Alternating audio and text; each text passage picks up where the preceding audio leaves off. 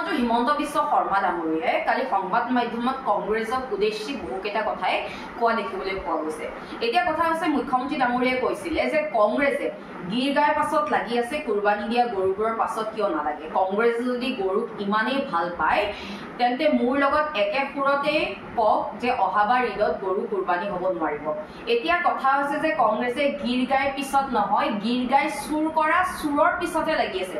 গীৰ গাই চুৰ কোন অসমৰ জনতাই জানিব বিচাৰিছে। গীৰ গাই চুৰ কোন আৰু গীৰ গাই চুৰক কেতিয়া জেলত ভৰোৱা হ'ব। আমি গীৰ গাই চুৰৰ পিছতে লাগি আছো। আৰু মুখ্যমন্ত্ৰী ডাঙৰীয়া আপোনাক এটা কথা জনাব বিচাৰিছো যে কুৰবানী দিয়া গৰু আৰু চুৰ কৰা গৰুৰ মাজত বহুত পাৰ্থক্য আছে। কুৰবানী দিয়া গৰু হৈছে মানুহে নিজৰ কষ্ট উপাৰ্জিত পইচাৰে ৰচিদ সহকাৰে তথ্য পাতি সহকাৰে ভগৱান নেদেখাজনৰ ওচৰত তেওঁলোকে অৰ্পণ কৰে, কুৰবানী দিয়ে। আৰু গীৰ গাই আমাৰ বিলাকে কি কৰিছে, আমাৰ নেতাবিলাকে কি কৰিছে, চুৰ কৰিছে। সেইকাৰণে কুৰবানী আৰু চুৰ কৰা গৰুৰ মাজত বহুত পাৰ্থক্য আছে মুখ্যমন্ত্ৰী ডাঙৰীয়া। এই দুইটা মানে বস্তু একেলগ আপুনি নকৰিব। আৰু লগতে গৰু মাংস ৰপ্তানিৰ ক্ষেত্ৰত ভাৰত যে দ্বিতীয় স্থানত আছে মুখ্যমন্ত্ৰী ডাঙৰীয়া নিশ্চয়কৈ আপুনি গম পায়। গোমাতাৰ পুত্ৰসকলে এতিয়া নিজৰ মাককে বেচা কিনা লাগিছে, চুৰ কৰিবলৈ লৈছে নিজৰ মাককে। লাজৰ কথা নহয়নে? নিজৰ মাকৰ মাংস কাটি পেলাই, গোমাতাৰ মাংস কাটি পেলাই ৰপ্তানি কৰি পেলাই ইলেক্ট্ৰল বণ্ডৰ জৰিয়তে পইচা লৈ পেলাই নিৰ্বাচন খেলে। লাজ নালাগেনে গোপুত্ৰসকলৰ? আৰু মুখ্যমন্ত্ৰী ডাঙৰীয়া কথাটো এইটো নহয় যে গৰু মাংস নে মুৰ্গী মাংস নে ছাগলী মাংস নে মাছ, কোনে কি খায়, কোনে কি পিন্ধিব, কোনে কি ক'ব, সকলোৰে অধিকাৰ আছে, কাৰণ এইটো সংবিধানে দিছে। কিন্তু তাত এটা কথা আমি সকলোৱে লক্ষ্য কৰিব লাগিব যে মানুহৰ যিটো চেণ্টিমেণ্টত যাতে আঘাত সানিব নালাগে। যদি কাৰোবাৰ চেণ্টিমেণ্টত আঘাত নসনাকৈ সংবিধানে যদি অধিকাৰ দিছে সকলোৱে নিজৰ ইচ্ছা অনুসৰি খাদ্য খাব পাৰে, নিজৰ ইচ্ছা অনুসৰি পোছাক পিন্ধিব পাৰে, নিজৰ ইচ্ছা অনুসৰি কথা ক'ব পাৰে।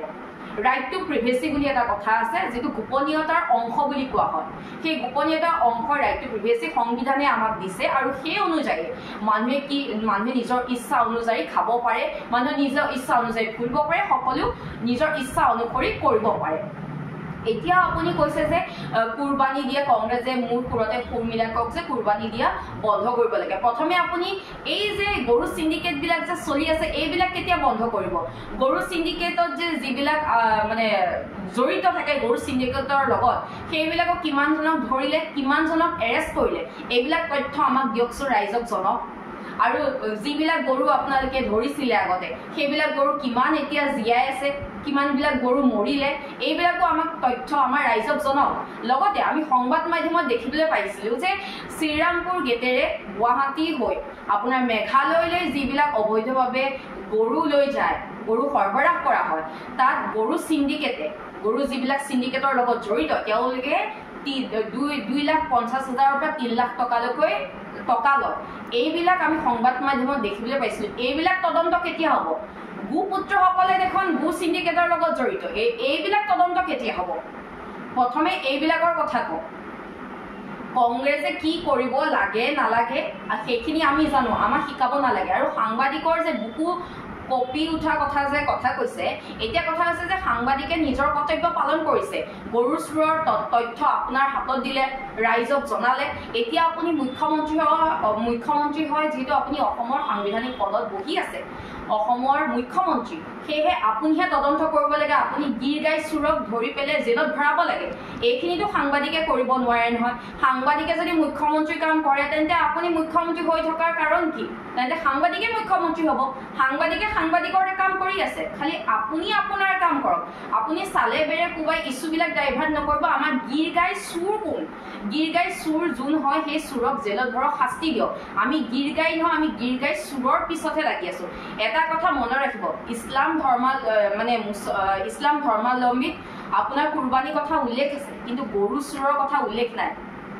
আমাৰ মানুহে যিদৰে গৰু চুৰ কৰিছে সঁচাকৈ লাজৰ কথা আৰু আপোনালোকে কি কয় আপোনালোকে গোমাতাৰ মানে গোমাতাৰ যিদৰে কুৰবানী দি আছে আপোনালোকে এইবিলাক চাবই নোৱাৰে তেনেহ'লে আপোনালোকে গোমাতাৰ যে গাৰ ৰস চেপি গাখীৰ যে কেনেকৈ খায় নিজৰ মাকৰ মানে গোমাতাৰ গাখীৰ ৰস কেনেকৈ খাব পাৰিছে সঁচাকৈ লাজৰ কথা আৰু নিজৰ যে গোমাতা ৰাস্তাত যে উলংগ হৈ ঘূৰি ফুৰে লাজ নালাগে নেকি আপোনালোকৰ গোপুত্ৰসকলৰ লাজ অলপো নালাগেনে কেবিনেটত কাপোৰ পিন্ধোৱাৰ ব্যৱস্থা কৰক এইবিলাক কৰক আৰু যিবিলাক অবৈধ গৰু চোৰৰ লগত মানে গৰু সৰবৰাহকাৰীৰ লগত জড়িত এইবিলাক ধৰক কিমানজনক ধৰিলে কিমানজনৰ বিৰুদ্ধে চাৰ্জশ্বীট দাখিল হ'ল এইবিলাক তথ্য ৰাইজক ৰাজহুৱা কৰক ইছলাম ধৰ্মাৱলম্বীক পুনৰবাৰ কৈছোঁ মানে কুৰবানী কথা উল্লেখ আছে কিন্তু গৰু চোৰৰ কথা উল্লেখ নাই মনত ৰাখিব আৰু কুৰবানী আৰু গৰু চোৰ দুইটা বস্তু বেলেগ বেলেগ হয় কুৰবানী দিয়াৰ পিছত তেওঁলোকৰ এটা তথ্য পাতি থাকে ৰচিদ থাকে কিন্তু গৰু চোৰে যিদৰে ৰাইজৰ কৰ কাটলৰ পইচাৰে গৰু খুটি প্ৰকল্প হৈছিলে